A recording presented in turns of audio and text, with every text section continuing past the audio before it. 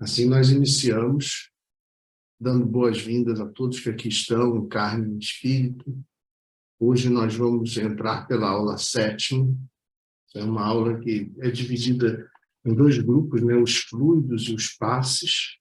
E nós vamos buscar cobrir tudo isso com a participação de vocês. É importante demais para que não fique assim, um caráter quase de palestra, né?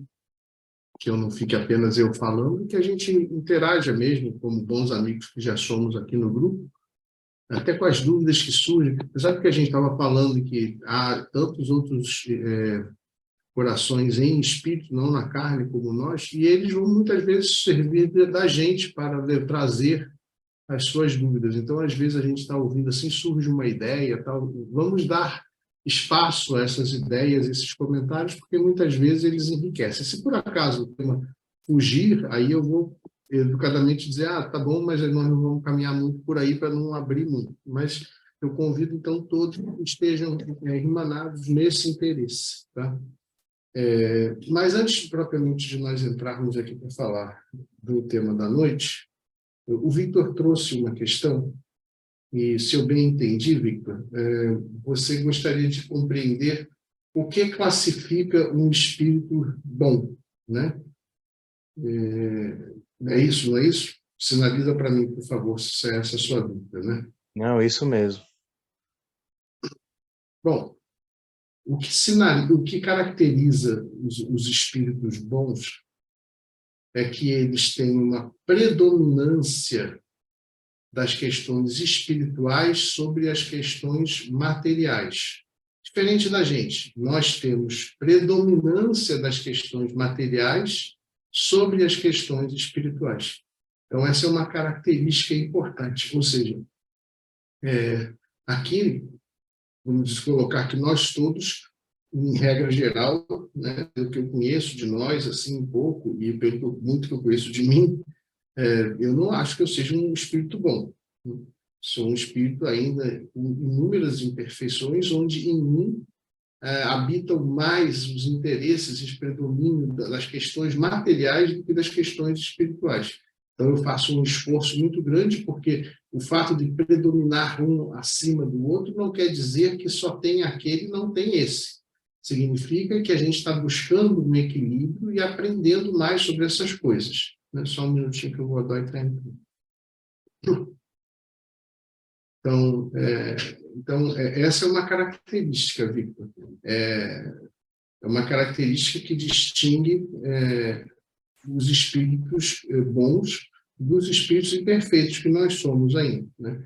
Boa noite, o Emerson Godoy. A gente está voltando aqui numa questão que o Victor trouxe para tentar identificar com mais clareza o que seria um espírito bom, né? Posto que a gente falou disso, que muitas vezes a gente acha que a gente é bom, mas, na verdade, a gente não está fazendo bem, né?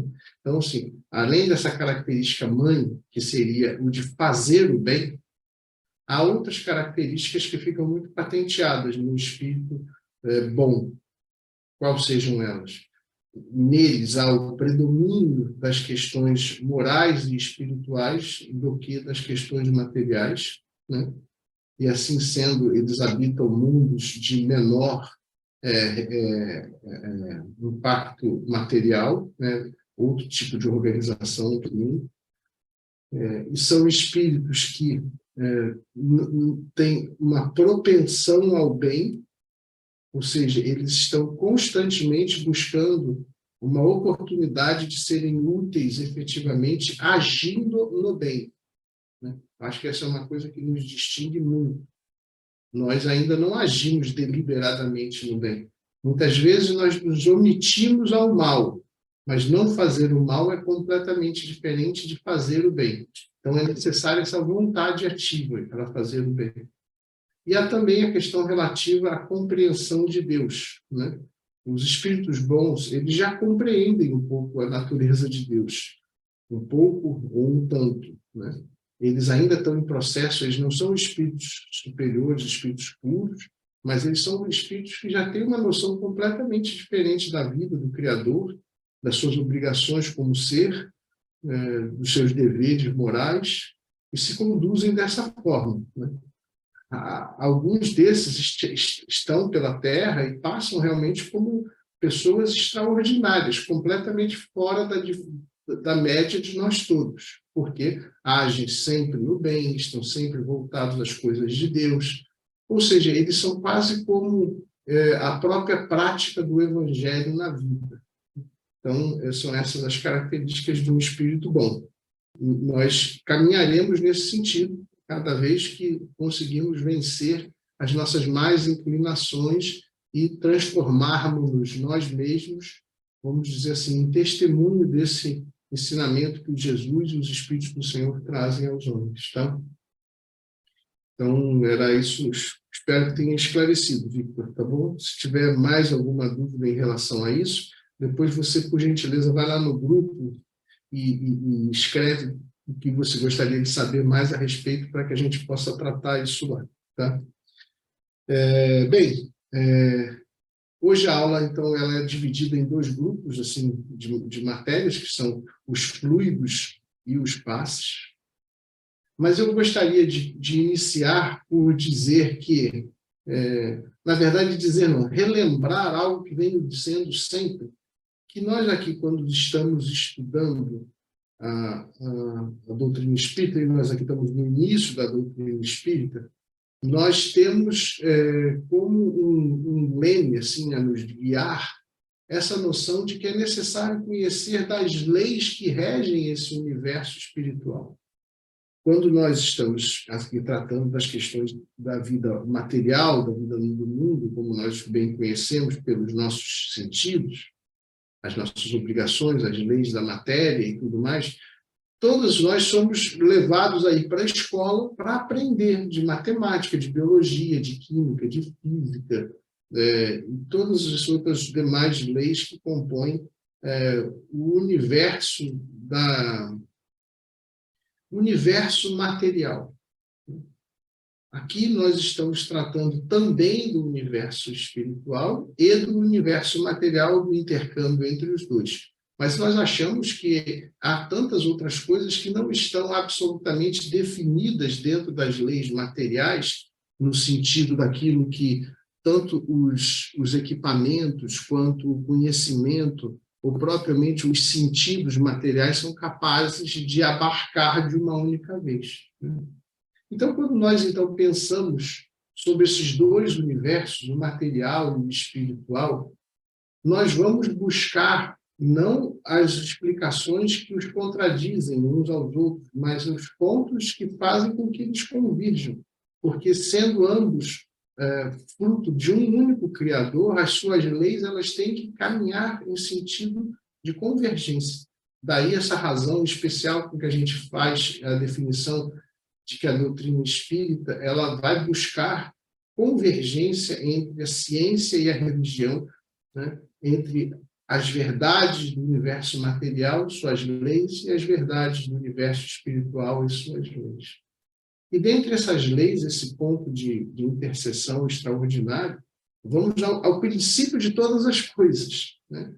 E nós sabemos, sem muito avançar nessa questão física, porque nós não temos esse conhecimento para, vamos dizer, pensar isso com clareza, ou explicar isso com propriedade, mas o que se sabe é que uma teoria assim, no sentido geral das coisas é que o universo ele provém de uma grande concentração extraordinária de todos os elementos materiais que, sob uma pressão incalculável, explode no que é chamada a teoria do Big Bang, numa grande explosão, e essa grande explosão vai formando todos os, enfim, tudo que nós conhecemos do universo que segue ainda em expansão.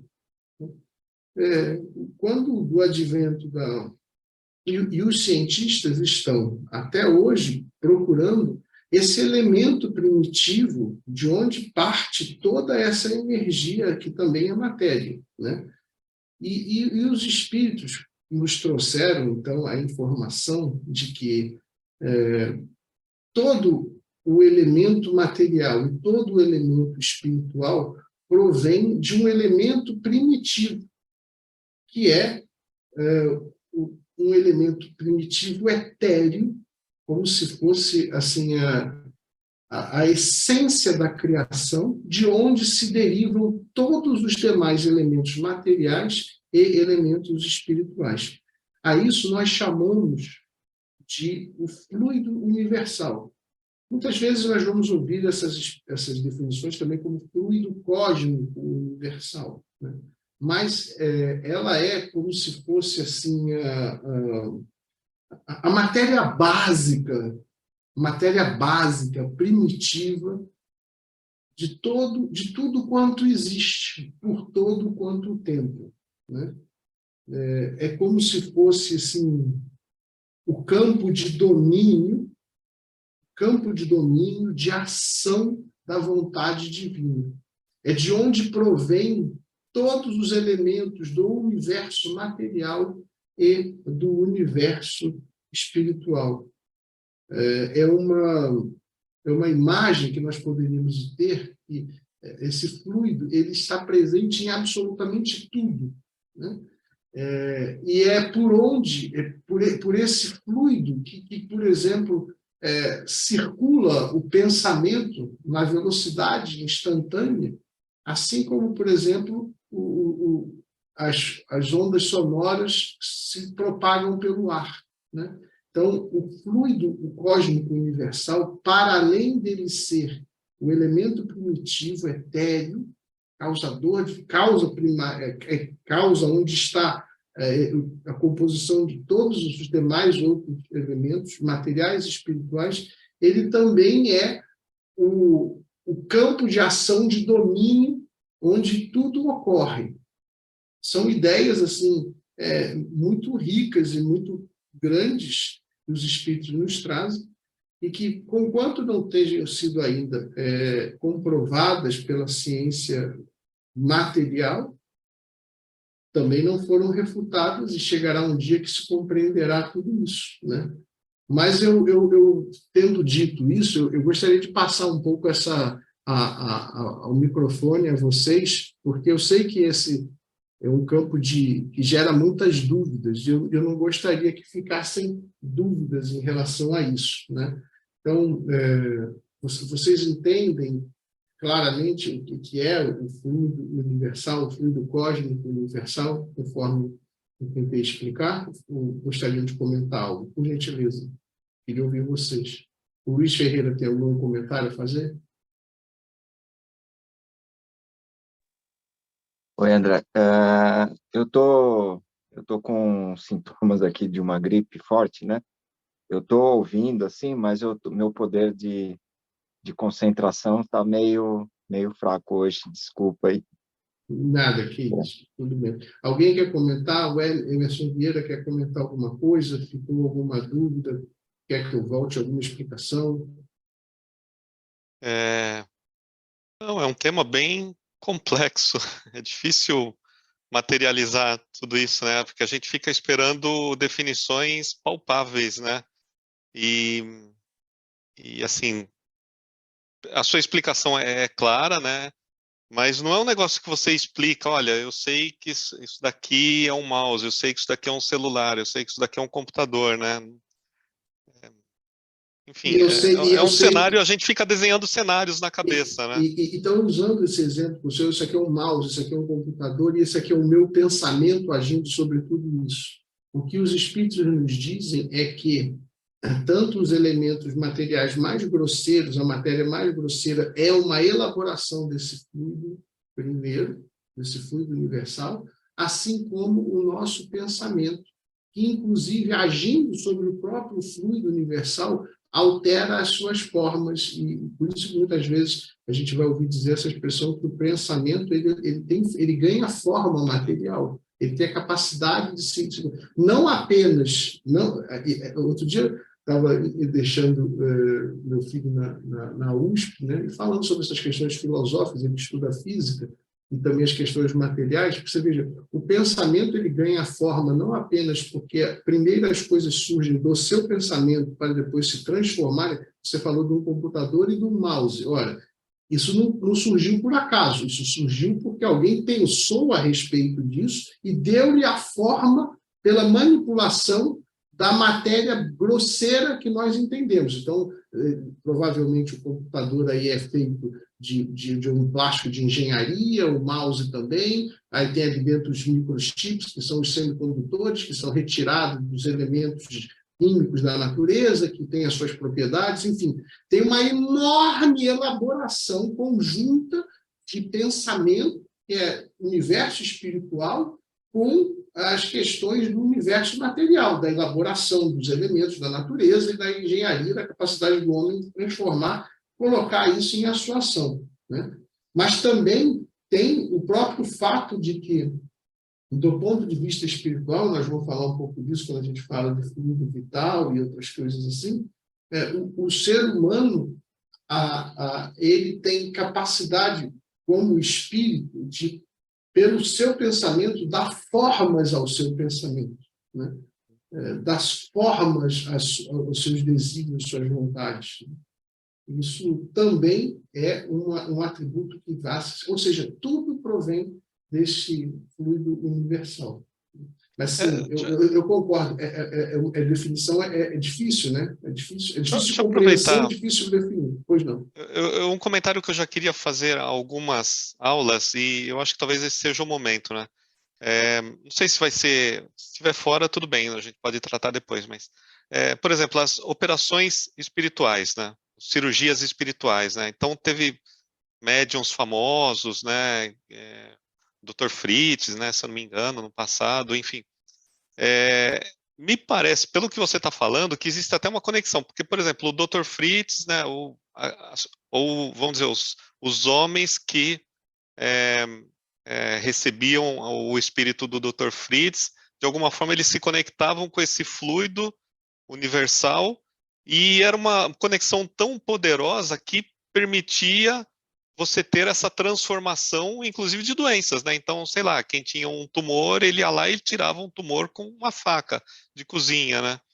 É mais ou menos um negócio que eu estou tentando montar na minha cabeça. Não sei se faz sentido isso. Faz todo sentido. Guarda essa pergunta, por favor. Tá? Nós vamos tratar dela mais ao final hoje, quando nós formos falar um pouco da questão dos passes, né? E fazendo essa ligação do magnetismo, dos fluidos e sua ação sobre a matéria, tá bom? Mas faz todo sentido, tá? Eu vou te pedir mais tarde que você traga de novo essa pergunta com a clareza que você colocou, tá bom? Então, se alguém não quiser mais nenhum comentário sobre isso, fluido universal, eu gostaria de avançar sobre o fluido vital, que é uma derivada deste fluido universal, né?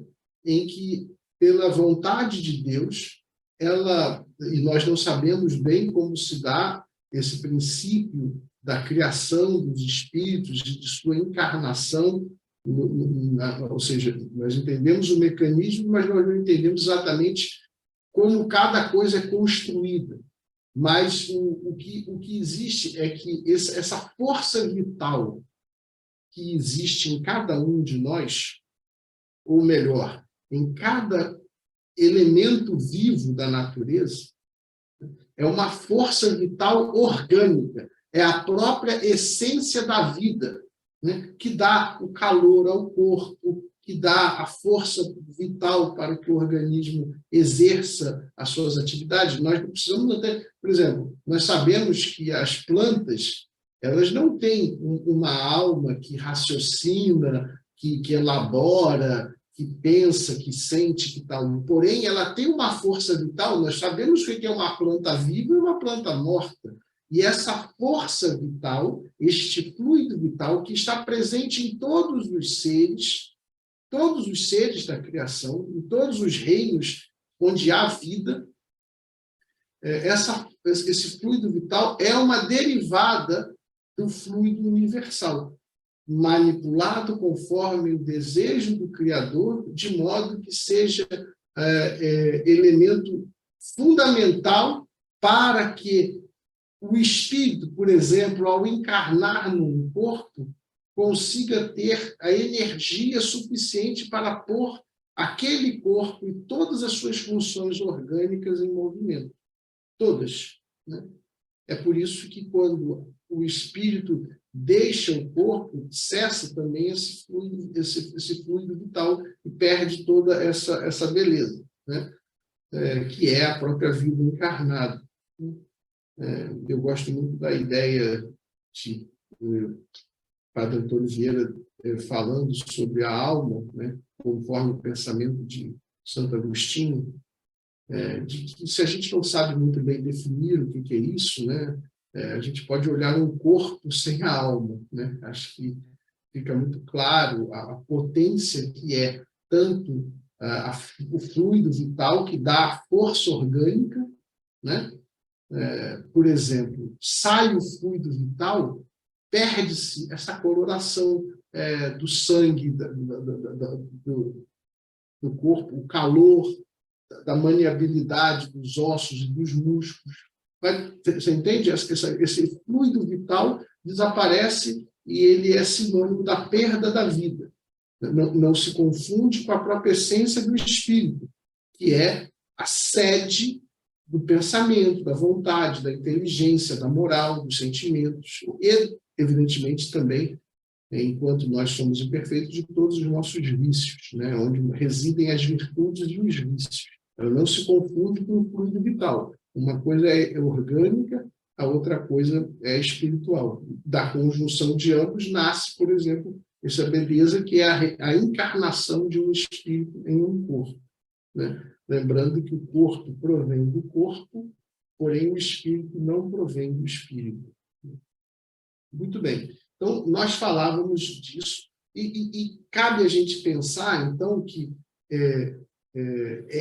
como o pensamento tem a capacidade de ganhar forma, e as formas assim mais visíveis do pensamento, nós falamos na manipulação do fluido material, do fluido universal, ela vira toda essa complexidade de elementos materiais que nós conhecemos, né? A partir da noção do Big Bang, da expansão do universo, de todos os elementos materiais que compõem, por exemplo, o planeta Terra, né? Então, as moléculas, os átomos, estão dando toda a carga de tudo isso, ou seja, todos os seres, no fundo, todas as coisas provêm da mesma energia primária, né? Mas, como nós falamos da questão do universo espiritual, o nosso pensamento, ele dá forma. Nós falávamos da forma do pensamento transformando as coisas para fins materiais mesmo, usando o exemplo que o Emerson falou do mouse e do computador, né? E tantas outras obras magníficas que o homem criou. Porém, nós vamos ser um pouco mais sutis e usar apenas de uma exemplificação para tentar mostrar a vocês claramente a força que o pensamento pode ter, pois ele é a forma como os espíritos elaboram, né, esse fluido universal para plasmar e transformar os elementos espirituais, né? Os elementos da matéria muito sutil que está no universo espiritual. Então, vamos imaginar que a energia é matéria, né? Pensamento é energia, pensamento é matéria, e se nós e o espírito é energia pura, né? Tira dele a forma do seu perispírito, ele é energia pura. Se nós, como espíritos, educarmos o nosso pensamento, a nossa conduta, nossas ações, nossas ideias, nossas vontades, a pensar e agir no bem, no belo e na verdade, nós vamos produzir uma energia a partir do nosso pensamento, da nossa vontade, e é de uma luminosidade extensa, que gera uma atmosfera fluídica em torno de nós, clara nesse sentido. Ora, o inverso também é verdadeiro. Se nós buscamos o que é o mal, o que é o erro, o que são as imperfeições e os vícios, e nós nos conduzimos por isso, apaga-se em nós essa potência e fica, portanto, uma atmosfera escurecida. E isso vale para uma pessoa, para uma família, para uma empresa, para um grupo de estudos, para uma casa espírita, para uma cidade, para um bairro, para uma cidade, para um país, para uma nação, enfim, são aqueles grupamentos de pessoas e de ideias que vão dando forma, pensamento a tudo isso. E pelas leis de assimilação e de repulsão dos fluidos, há uma assimilação ou separação dessas vibrações. O que eu quero dizer com isso? O que eu quero dizer com isso é que todo cuidado deve ser posto naquilo que você pensa, naquilo que você sente, naquilo como você alimenta a sua vontade interna, porque isso vai ganhar forma em torno de você e vai atrair ou repulsar aquilo que tem similaridade ou não, antagonismo. Não é por outra razão que, muitas vezes, nós sentimos um certo calafrio, uma certa repulsa, um certo distanciamento com determinadas pessoas que sequer abriram a boca. Mas a pura presença delas causa-nos uma sensação de um incômodo íntimo. É verdade ou mentira? Vocês já não sentiram isso? Vocês entram num lugar lotado de pessoas e vocês falam, meu Deus, o que é isso? Onde é que eu estou? Né? O inverso também é maravilhoso. Vocês entram num lugar ou na presença de Jesus, que era a potência máxima de um espírito, a simples presença, Jesus não abria a boca, ele não fazia nada, eles, entre aspas, expulsavam os demônios, curavam as pessoas, porque a potência do seu pensamento, da sua vontade, das suas ações, eram todas transformadas em belíssimas expressões que contaminavam a todos. Aqueles que não estavam preparados fugiam, porque não podiam se deparar com tamanha beleza e tamanha luz. Aqueles que ansiavam iam a ele como, meu Deus, você é a fonte nova da vida, você é a vida. Então, a ciência espírita explica um tanto isso, sabe? E essa é uma questão que eu deixo assim aberta para vocês, porque ela pode trazer dúvidas, né? Então, eu gostaria de que vocês ouvissem, falassem um pouquinho disso, né? A ação do pensamento como gerando luminosidade, escuridão, assimilação e repulso de fluídico, né? Assim, às vezes a gente se sente atraído por certas pessoas, por suas ideias, pelas suas coisas, sem saber, falar, nossa, como eu gosto dessa pessoa, como eu gosto das suas ideias, nossa, como eu posso ouvir falar esse senhor que me deixa mal, entendeu? Queria ouvir de vocês, Godoy, essa história parece clara para você? Para mim parece clara, porque eu creio bastante nisso. Quando você está num momento, você busca muito, se está perto de pessoas ruins, você fica num estado ruim, você procura. Para mim está bem claro, assim, o fluido vital. E aí, o fluido vital, mas, sobretudo, a nossa força pensamento, né? Quer dizer, o pensamento nosso agindo sobre, gerando essa energia, que é a matéria, e aí você tem que ver que, no mundo dos espíritos, né, a matéria é assim, né? A matéria no mundo espiritual, ela é exatamente para nós o que é a matéria que a gente percebe aqui, assim, até no nosso texto, eu vou sair da tela, porque eu vou ler aqui uma passagem, mas eu estou aqui com vocês, né? Aqui no nosso texto, que é a base do nosso estudo, né?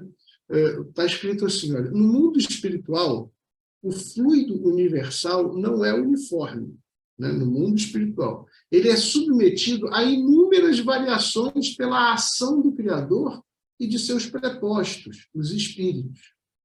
Ora, as variações são muitas e chegam a superar o número de elementos materiais conhecidos. Veja, os espíritos estão dizendo que no mundo espiritual há tanta variação desse fluido universal que modifica e dá nova forma, porque ele não é uniforme, até maior do que a gente conhece no mundo encarnado. E ele fala mais. Todas essas variantes, embora dotadas de propriedades particulares, provêm da forma básica universal, que é o fluido universal, né? Então, Allan Kardec, em A Gênese, no capítulo 14, item 3, explica como é sua manifestação no mundo invisível, ou seja, como é a manifestação desse efeito do fluido universal e dos espíritos manipulando eles para dar forma, do mesmo jeito que nós manipulamos aqui para dar outras formas, né? Usando novamente o exemplo do mouse e do computador que o Emerson Vieira trouxe. Então, abre aspas para Kardec. Uma vez que tudo é relativo, esses fluidos têm para os espíritos, que em si mesmos são fluídicos, uma aparência material tanto quanto a dos objetos tangíveis para os encarnados. Ora, então é isso. Quer dizer, os fluidos têm para os espíritos uma aparência material tanto quanto dos objetos tangíveis para os encarnados. E são para eles, ou seja, para os espíritos encarnados, o que para nós são as substâncias do mundo terrestre. Ou seja, os fluidos são para os espíritos encarnados a mesma coisa que são para nós as substâncias do mundo terrestre, né? Para fazer um mouse, para fazer um computador e por aí mais. E aí ele diz assim, eles as elaboram, as combinam para produzir efeitos determinados, como fazem os homens com seus materiais, embora usando processos diferentes, né? Isso explica muito da ciência espírita. Desculpa, deixa eu voltar aqui. Isso explica um tanto da ciência espírita de que nós desconhecemos e que muitas vezes nos aparece como algo assombroso, de maravilhoso, né? Vamos lá, Luiz Ferreira, comenta. Dúvidas? Opa, deixa eu desligar a mãozinha aqui. Agora descobri onde que desliga. Então, você estava falando, né, essa questão, né, de você ir em alguns ambientes, né, e você tem os dois extremos, né, você vai, por exemplo, eu costumo frequentar o centro, né, nas quartas-feiras, né, a gente entra lá, por mais que a gente tenha aí um dia mais pesado, assim, e tal, a gente entra lá, é uma paz, né? Aquele ambiente. E assim, não é... Mesmo antes, às vezes, de começar a palestra, né? De ter aqueles ensinamentos, né? A gente se conforta, né? A gente fica leve, a gente sai de lá, assim, meio flutuando, né? E eu acho que é essa questão as boas energias, né, de vários espíritos, né, se fundindo, né, e criando esse fluido, né, de boas energias, né? E o E que são assim, as boas energias de um espírito? ah, é difícil, é difícil de Você consegue materializar. perceber o efeito delas, né? Mas é A gente não importante, vê, aliás, a causa delas é todo o bem que esse espírito faz. É todo o bem que esse espírito pensa, que esse espírito sente, que esse espírito procura. Tudo que possa ser verdade, tudo que possa ser virtude, tudo que possa ser útil, tudo que possa ser dever cumprido perante a lei da vida. Esses são as causas dessa energia boa que você vê, né? Dessa energia. Você não sabe muito bem da onde vem aquela energia daquele senhor que está lá na casa espírita, ou que você conheceu no trabalho, em algum lugar. Aquela energia que emana dele, que ganha forma e que você sente, provém da capacidade do pensamento dele se conduzir pelo bem, gerando luminosidade e alterando efetivamente essa atmosfera fluídica que o entorna. E o que vale para um, vale para o coletivo de todos nós. Acho que é assim, às vezes a gente fala, né, que a gente sente e tal, a gente sente na pele mesmo, até puxa, né, tipo de uma energia estática ali que puxa o pelo da gente, assim, a gente fica arrepiado, assim, e às vezes a gente vê também, né, não sei se a aura das pessoas seria uma manifestação extrema, né, desses fluidos, né, porque às vezes você vê pessoas que realmente elas têm um brilho, né? Você consegue ver uma luz em volta, né? Aquela camada, né? Que acompanha a silhueta da pessoa, né? E às vezes até, eu não sei se é alguma ilusão de ótica, o que é, eu vejo, muitas vezes eu vejo é como se fosse a aura, né? E às vezes se a pessoa se desloca rapidamente, né, para o lado e tal, aquela aura, ela não vai grudada na pessoa, parece que ela fica ali por um tempo e depois ela volta para a pessoa, é gozado, não é uma coisa que acompanha assim. Eu não sei se é alguma ilusão de ótica ou se é assim mesmo, né? É assim mesmo, é a força da atmosfera fluídica daquilo que está sendo manifestado por aquela potência, né? Leon Denis costuma muito usar a expressão das nossas potências ocultas da nossa alma, né? A gente não tem noção do que nós somos capazes de produzir de benefícios para nós e para o próximo, né? Então, aos poucos, nós vamos despertando para tudo isso. E aí, nós vamos... Pois não. Não. Ok. Obrigado. Né?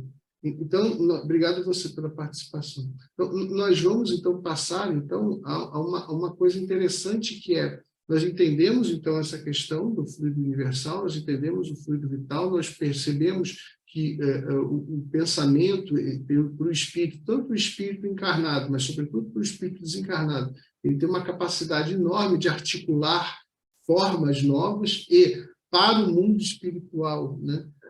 O fluido universal ele proporciona uma variedade assim, de enorme possibilidade de manipulação muito maior do que tem no mundo material.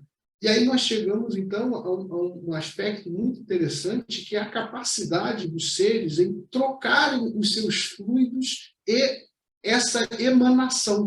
Porque aqui nós estávamos falando de quando isso acontece espontaneamente, né? Então, o Luiz falou que ele percebia uma aura assim, a gente entra num lugar, sente um clima bom ou ruim, conversando com determinada pessoa, a gente fala, puta, essa pessoa é boa, às vezes o olhar da pessoa já te diz tudo isso, né?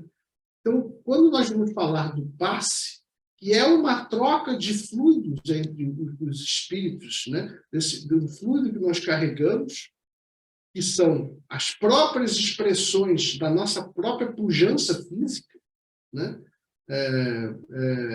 Quem de nós assistiu Harry Potter, né? Eu assisti com os meus filhos e tal, tinham lá uns dementadores que eles sugavam os fluidos vitais das pessoas, né? Eles se alimentavam daquilo, né? E eles eram seres que traziam uma profunda tristeza no ambiente, eles eram escuros, eles traziam tristeza, e eles sugavam as energias das pessoas até o ponto de que, se você não cortasse aquilo ali, a pessoa morria, porque perdia todo o seu fluido biológico. Isso é um romance, né? Mas não deixa de ter ali uma noção importante do que acontece com muitas pessoas que se desorientam completamente na vida, né?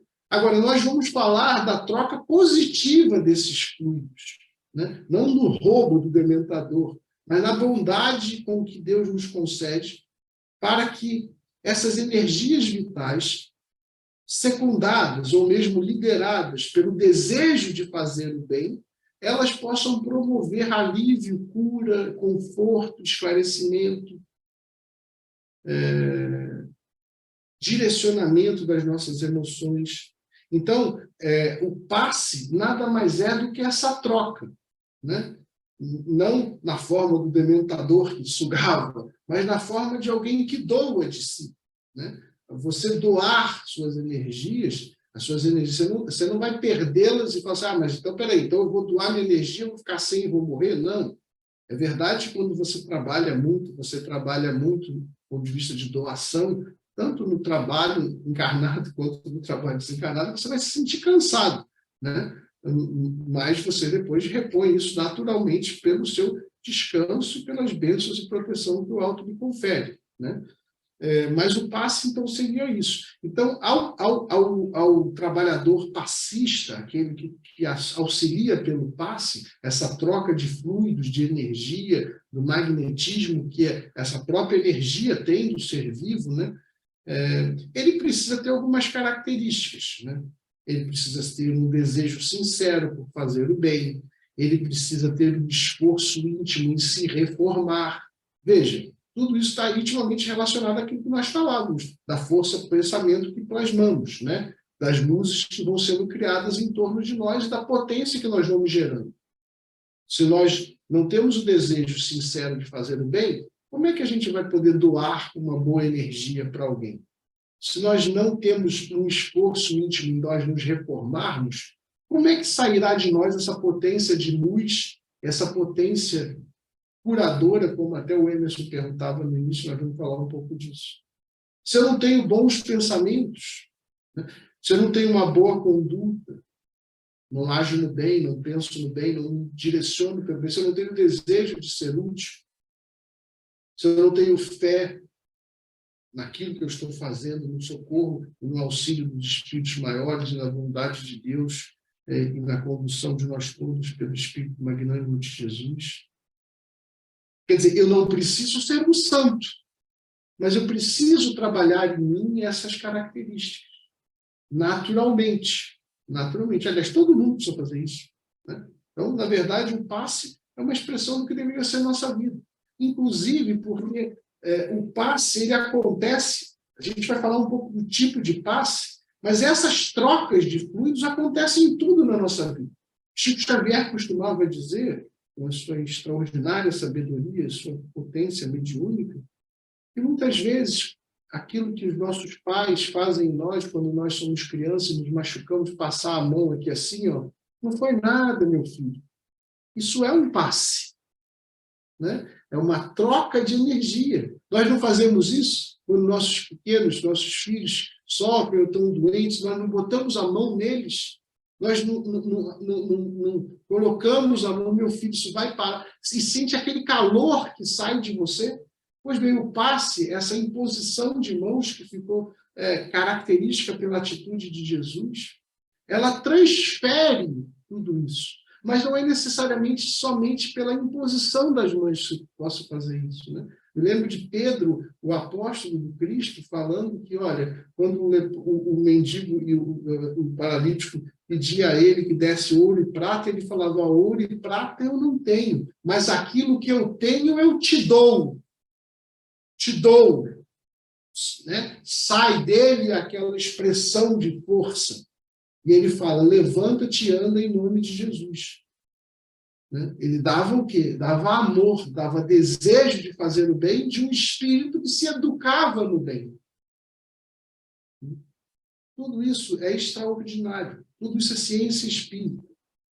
Então, o passe, ele pode ser um passe magnético, que é essa mecânica, por exemplo, né, espiritual que nós vemos de imposição de mãos, do pensamento, da vibração, e que receberá o concurso dos bons espíritos a auxiliar aquele médium que está doando a sua energia boa, assim como um pai ou uma mãe faz com seus pequenos. Né? Pera, meu filho, vai passar, não fica assim. Né? Dá um beijo. Né? Isso é uma expressão, uma troca extraordinária. Dá um abraço, né? Uma troca extraordinária de fluido, não é? Não te traz um conforto, não te coloca de novo nos eixos, e os bons espíritos vão perceber aquela sua boa vontade e vão secundar. Então, vão transferir também boas vibrações espirituais. O passe espiritual, né, diferente do passe magnético, ele é, assim por dizer, uma vinculação direta da energia espiritual através de um médium, quase sem a participação desse, né, para trabalhos assim, mais específicos. Não são coisas muito comuns, mas em grandes potências mediúnicas nós vemos acontecer isso. E o passe misto seria uma combinação assim, de espiritual com o magnético, mas maior do que o magnético. O magnético ele é secundado pela boa ação dos espíritos. O passe misto ele tem uma atuação do médium e tem a atuação direta dos espíritos. Então, é como se acontece na casa espíritas, por exemplo. Eu vou aproveitar para concluir esse pensamento, deixar as dúvidas, tratando da pergunta que o Emerson Vieira fez. Você pode voltar naquela pergunta, então, Emerson, por gentileza? Sim, acho que era mais ou menos sobre como operam, né, essas cirurgias, né? Elas são, assim, minha ideia, né, minha resposta, né? A resposta seria o seguinte, que eu entendi. Como você falou, existe um fluido universal que é capaz de fazer transformações, né? E nós, cada pessoa, né, cada ser vivo tem seu fluido vital, né? Então, o que eu entendo? Que essas cirurgias espirituais, elas ocorrem quando um ser encarnado recebe um espírito muito forte que consegue se conectar com tudo, né? Com o fluido vital, com o fluido universal e gerar uma quantidade de energia muito grande que consegue fazer essa transformação, que nem você falou, a transformação que transforma um pedaço de plástico num mouse, né? Então, puxa, eu vou transformar de tal forma que eu vou tirar um tumor dessa pessoa e vou extrair e a pessoa não vai sangrar, né? Essa é a resposta que eu imagino, o que eu desenhei na minha cabeça. E é extraordinária a sua colocação, porque ela vem, então, nos oferecer a possibilidade de falarmos de Jesus. Conquanto ele tenha sido um homem na carne, vivido quanto nós, ele era a potência máxima de espírito que nós conhecemos e ele operava os ditos milagres pela imposição da voz ou pela sua autoridade moral, porque nele estavam todas as potências dessas que você falou, desse desejo sincero de falar. Imagina o seguinte, imagina um espírito que é todo amor, todo bondade, toda sabedoria. Ora, a potência do seu fluido, imagina eu, na minha ignorância, mas eu vamos dizer assim, eu sei um pouco mais da vida do que os meus filhos, eu tenho por eles amor sincero. Então, eu quando vou auxiliá-los, eu tenho uma capacidade de auxílio, mas eu não consigo transformar mais do que aquela minha realidade comporta. Agora, uma potência como Jesus, que é todo amor, toda bondade, é toda a lei de Deus personificada, é toda sabedoria, é toda abnegação e devotamento, todo sacrifício, é, por assim dizer, o próprio pão da vida, né?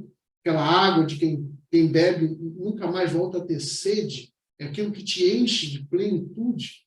Ora, a força desse espírito é absolutamente extraordinária. E secundado por uma vontade absoluta de fazer o bem, conforme nos explica Kardec nesse mesmo capítulo 14 da Gênesis, né?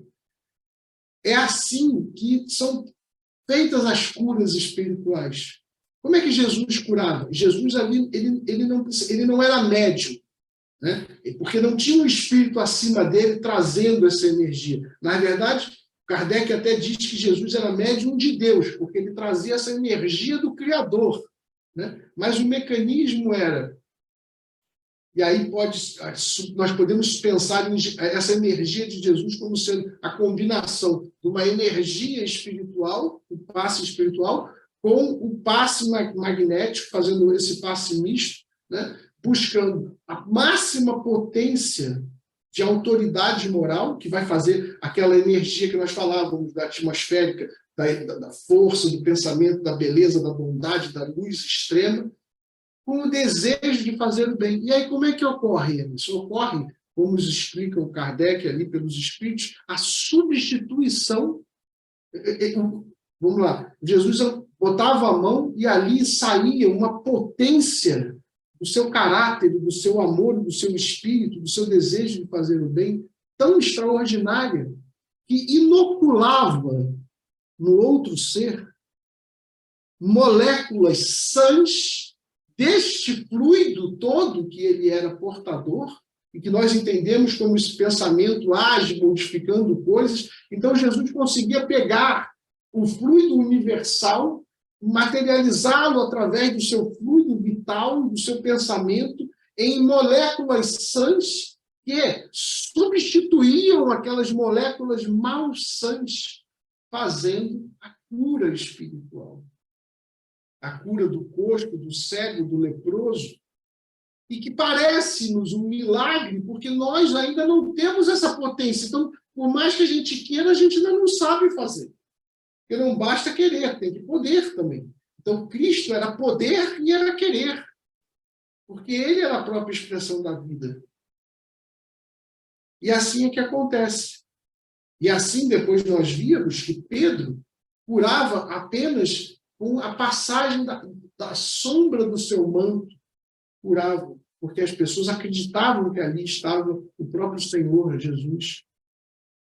E ali ele tinha Pedro transformando-se e colocando aquilo, dando de si. É espetacular, não é? É espetacular tudo isso. O que parece a vocês essa explicação, essa história sobre os fluidos, sobre os passes? Ficou uma boa aula? Eu gostaria de ouvir vocês agora. Pois não, Vitor e Priscila. Essa parte que você comentou quando Pedro passava e as pessoas acreditavam e se curavam, porque aí entra a fé, né, de cada um. E vou tentar falar rapidinho aqui para não ficar longo. Nessa parte dos fluidos, a aula hoje foi sensacional, bateu muito com o que eu e a Pri ficamos debatendo, e hoje veio as confirmações. E ontem aconteceu justamente essa questão de fluido, aconteceu comigo ontem, mas muito forte mesmo. Nós passamos uns 3 dias fora, em contato enorme com a natureza, então a gente voltou para casa com aquela energia totalmente positiva. E ontem, faltando 1 hora para eu ir para o serviço, eu passei muito mal. Eu passei muito mal, fui trabalhar, eu fiquei 12 horas no plantão, ruim mesmo. Fui treinar hoje de manhã muito mal. Eu fui melhorar umas 3 horas da tarde e eu fiquei até confuso achando que era staff, né, por estar muitas horas acordado, que é um costume meu ficar é, mais de 24 horas acordado. Então eu fiquei até meio confuso e a minha esposa virou, a Pri aqui, virou para mim e falou, não, não é energia, é energia.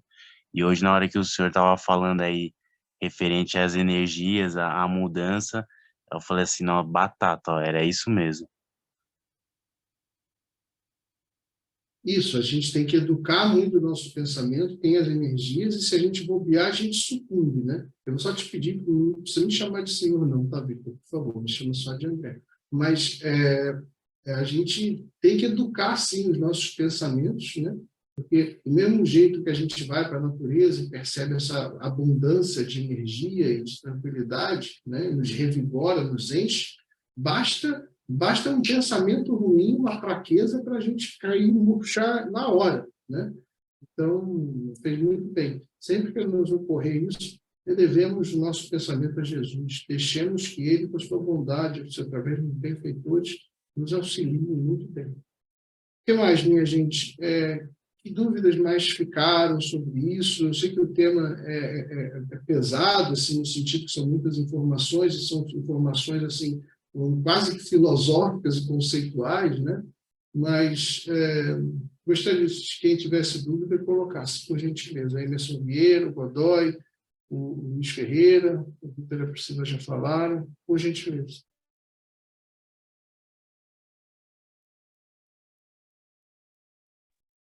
Nenhuma dúvida, gente? Nenhuma questão? Tudo bem? Vieira, Godoy, Ferreira, tudo bem? Ou não tem nenhuma, ou tem todas. Não, realmente... se tiver dúvida, então vamos fazer o seguinte, porque muitas dúvidas a gente não vai conseguir resolver aqui agora, né? A gente pode também passar isso por escrito lá no grupo, mas se quiser tratar alguma coisa agora, vamos tentar. Vamos lá, esse tema de hoje, assim, né, ele é bem complexo mesmo, né? Assim, é difícil da gente vislumbrar, né, materializar a ideia, né? A gente é aquele negócio, né? A gente sente as coisas, tudo, mas o que a gente, acho que como a gente está muito pegado à matéria, o que a gente às vezes não consegue ver, né? É difícil a gente entender, né? Mas é muito interessante, né? Acho que também, né? É aquela pontinha do iceberg, né? Que você está colocando, né? Aquele ensinamento, né? E cabe a nós, né, acho que estudar, né, se interessar, né, pelo assunto, né, e estudar também, né, porque o ensinamento, né, ele é que nem a escola, né, a gente aprende a ler, a escrever, né, e depois vai aprendendo a trabalhar com os números, a trabalhar com as letras, né, tal, não sei o quê. E eu acho que é bem isso, né? A gente está tendo aí a iniciação, né, de muitas coisas, né? E é difícil, né, assim, a gente captar tudo, né, assim, Mas prontamente. eu agradeço muito essa sua observação, porque ela nos permite voltar num ponto que é importante ao estudo, né? Aqui nós estamos durante uma hora, até nem estamos presencialmente um do lado do outro, mas nós só vamos aprender realmente se nós estudarmos, né? Então, o livro dos Espíritos, o livro dos Médiuns, a Gênese, o Evangelho segundo o Espiritismo, o Céu e o Inferno, e tantas outras extraordinárias obras acessórias de grande valor científico, espiritual, filosófico, espiritual e moral, né?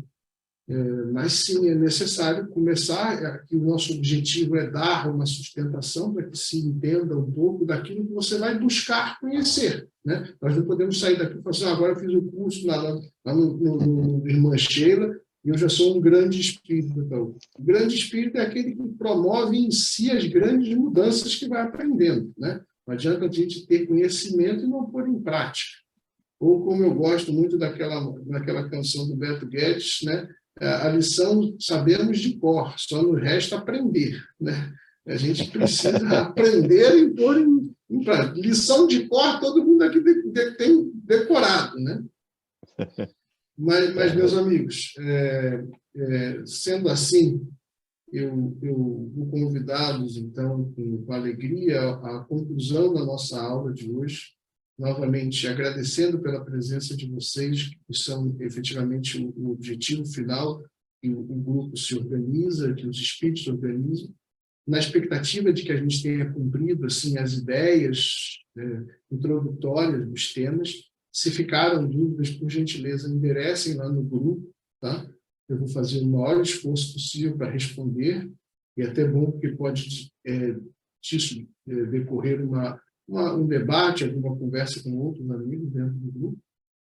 E, por nós todos, então, agradecer a oportunidade bendita de estarmos aqui na presença dos Espíritos bondosos que nos conduzem, pelo amor de Jesus, amparados que estamos, estudando a doutrina espírita, inspirados que somos pelo Espírito magnânimo de Jesus, buscando conhecer da vida, conhecer das leis do universo e avançar ao alto e avante. Obrigado, fiquem em nós as melhores vibrações do amor e da paz de Jesus. Assim seja.